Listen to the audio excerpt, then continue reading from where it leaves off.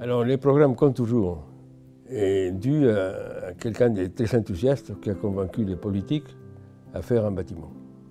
Donc il a fait un programme que je respectais strictement. Je ne voulais pas faire un musée de la guerre où on rentre, il y a tous les bruits du monde, des choses atroces, quoi. Comme c'est le cas des autres historiens qui existent. Où réellement on sort paniqué par la guerre, tandis que je voulais faire la démonstration que la vie c'est mieux que la mort, et que donc ces musées-là devraient représenter la paix. À partir de cette base, on a construit le bâtiment en deux phases formellement parlant. Un accès par le vieux bâtisse, qui était historique, là où Louis XII avait été enfermé, et qui était un des rares bâtiments qui avait supporté les effets de la guerre, parce que c'était quand même costaud. Pour un architecte, faire un bâtiment qui va représenter un fait terrible, il a un choix à faire. Soit il va dans le sens de l'atrocité, soit il veut faire expérimenter aux gens, parce que les sites étaient bucoliques, on pouvait faire du site quelque chose de beau, et que les gens s'aperçoivent que plus jamais la guerre, pas parce que c'est atroce, mais parce que la vie c'est meilleur. J'étais très sensible à l'importance de tout faire pour préserver le travail déjà réalisé dans ce bâtiment. Quand on fait appel à un architecte pour faire un projet, on ne s'attend pas à ce qu'il fasse de l'architecture. On s'attend à ce qu'il fasse un bâtiment qui réponde à des besoins fonctionnels, etc. Et dans un prix qui est donné au départ. Voilà ce qui est demandé. L'architecture ne fait pas partie du programme, ne fait pas partie de la demande. La beauté non plus, les proportions non plus. Et pourtant, c'est au cœur du travail des architectes. Je pense que c'est le seul bâtiment, monument aux morts, etc., où la mort n'est pas présente. En voyant ce bâtiment-là, on ne pense pas. Comme la même chose, quand vous voyez le bâtiment, vous ne voyez pas de fenêtre. Et quand vous rentrez dans le bâtiment, vous voyez qu'il y a une lumière. Et donc la première surprise des gens, c'est par où arrive la lumière.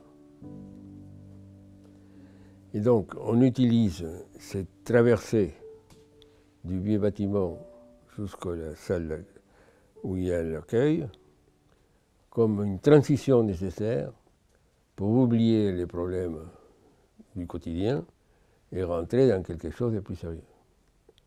Et donc, pendant toute cette période-là, la lumière haute accompagne la personne. C'était un lieu où il fallait presque initier à une méditation. La lumière, en architecture, c'est une des deux matières fondamentales, et les deux sont invisibles, la gravité et la lumière. Vous voyez bien combien un architecte est confronté à quelque chose d'impossible. C'est à travailler quelque chose qui ne se voit pas, ne se touche pas, n'existe pas, mais c'est la base même de l'émotion en architecture. La gravité, on l'élimine, ce qui n'est pas vrai, mais on fait semblant, en faisant flotter le bâtiment sur l'eau, comme si la gravité ne jouait pas sur lui. Et la lumière, en le faisant arriver par des moyens non directement visibles. Ce sont donc les prises de lumière qui viennent baigner et descendre le long des parois. Le système employé pour éclairer les salles a consisté à les faire tourner autour d'une salle aveugle et créer deux saignées de lumière dans l'axe nord-sud. Et on passe de la lumière bleue à la lumière jaune. et insensible. Et ça, c'est l'émotion pure. On sait qu'on est dans un environnement bucolique et on donne des petites touches depuis l'intérieur pour qu'on sache qu'on n'est quand même pas en sous-sol. C'est des petites touches, toujours des images basses ou des saignées. Et donc on descend la rampe et après on descend dans des niches parce que c'est l'équivalent de la tranchée. 14-16, c'était la guerre immobile. On se terre. Et après 16-18, et c'est pour ça que c'est courbe, c'est l'accélération du conflit. Et la courbe vous permet de voir début et fin immédiat. Donc c'est comme ça qu'on fait la vitesse. Et la matière était très importante, du béton blanc. La raison du choix de la matière blanche, c'est parce que j'avais été très fâché, très frappé par un film sur la guerre du 14-18, qui a eu, comme vous le savez parfaitement bien, une partie, les tranchées, on sort des tranchées, on se fait tuer, ceux qui restent retournent aux tranchées, c'est un massacre. Mais en montant, et ils amenaient avec eux la craie. Et donc c'était comme des fantômes tout blancs qui sortaient. Donc j'ai voulu faire cette image, de l'image atroce. Par contre, le fait que la craie s'affranchit. Et donc c'est une matérialisation blanche utiliser des éléments agrafés au mur pour projeter des ombres qui, dans le cas d'une verdure qui s'approche, pouvaient faire jouer avec les cylindres. Ces cylindres qu'on a voulu faire en marbre, ces cylindres représentaient les croix des cimetières, donc l'individu dans le conflit.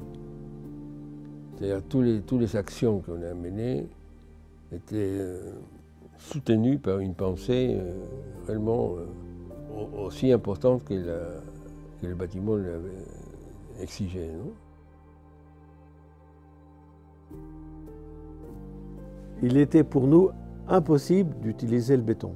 Pourquoi? Parce que on souhaitait que l'historial d'Henri Siriani préserve son intégrité. Et il n'y a rien de pire que de vouloir singer ou faire semblant que c'est la même chose, etc.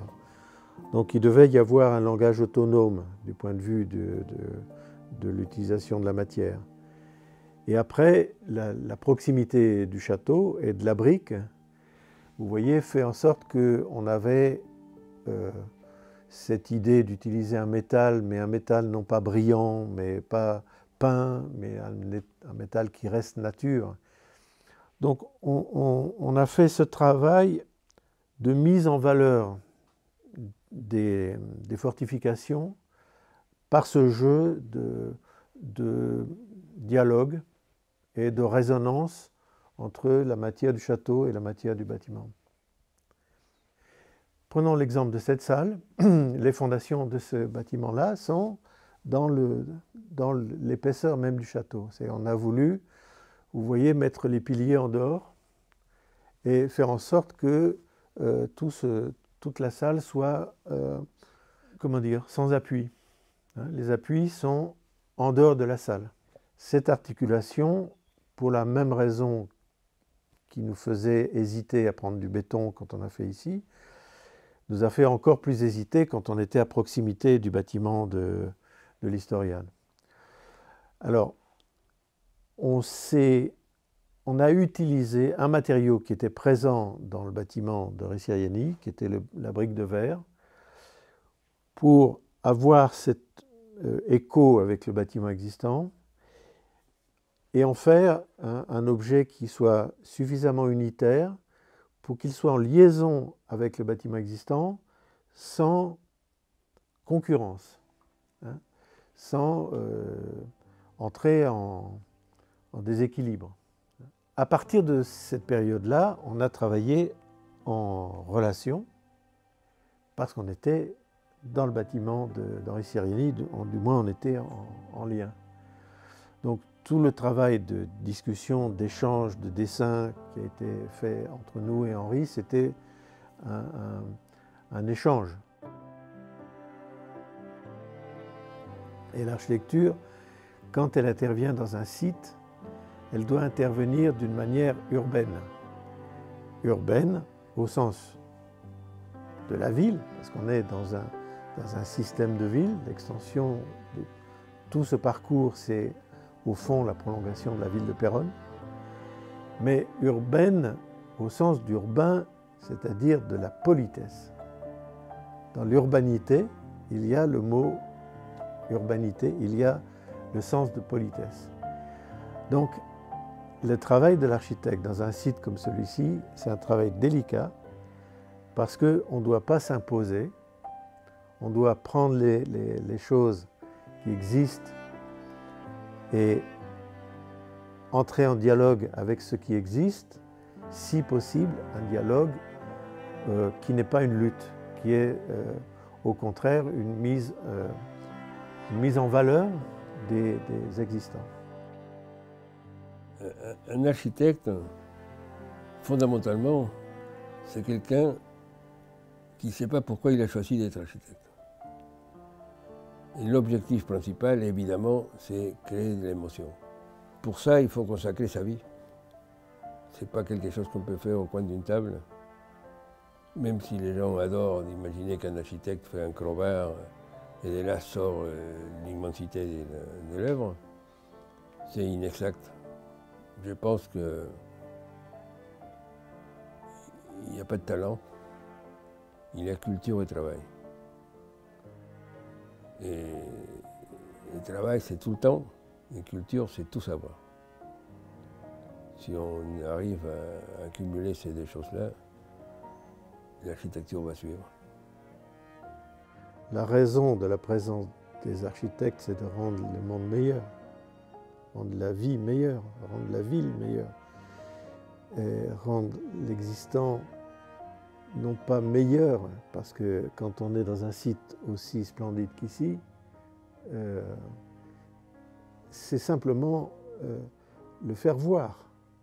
Vous voyez, les deux bâtiments d'Henri Siriani, cette petite salle, sont là aussi pour mettre la nature en spectacle, hein, la rendre encore plus belle qu'elle n'est, simplement en créant des points de vue, en créant des atmosphères. Hein. C'est le seul, comment dire, le rôle social le plus important, rendre la vie plus agréable à vivre, ou rendre la guerre moins agréable que la paix, ce que tu disais tout à l'heure. C'est quand même un objectif qui anime les architectes, quels qu'ils soient.